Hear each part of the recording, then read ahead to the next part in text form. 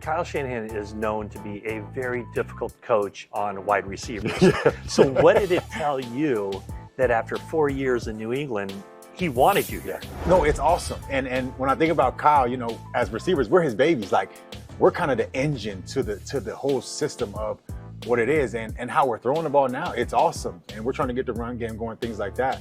But Kyle, it says a lot about the relationship we built together. You know, he gave me my first op, and I'm always thankful for that undrafted guy. You know, could have threw me to the curb, but saw the potential in me, believed in me, and it helped me believe in myself more.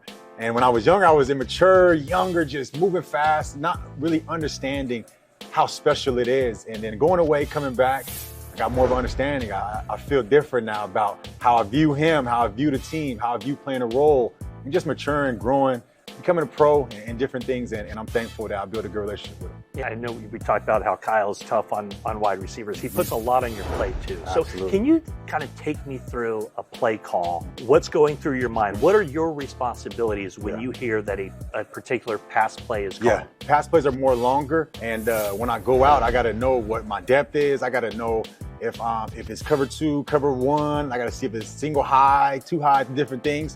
How many different routes could you run off of one play? Usually it's possibly 2. Okay. Sometimes you get complex, it can be 3. So it can get tricky fast. So I have to know what position I'm in, who I'm next to, and things like that, how I compliment him. You have time to process it as you're in the huddle and as you're walking out to line up. You have about a good 20 seconds. That's pretty long, you know what I'm saying, to process what you got to do.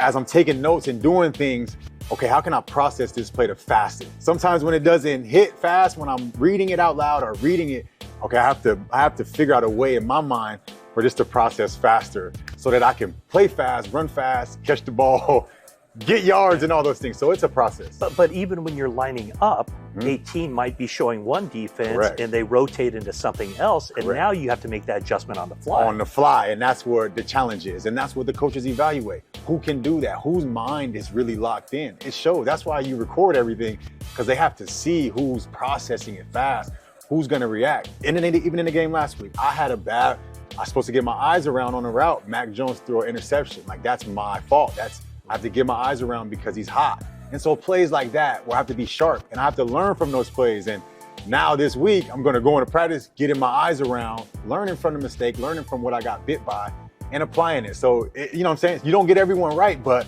what do you learn from it? How do you apply what you made a mistake on, and who's processing it the fastest?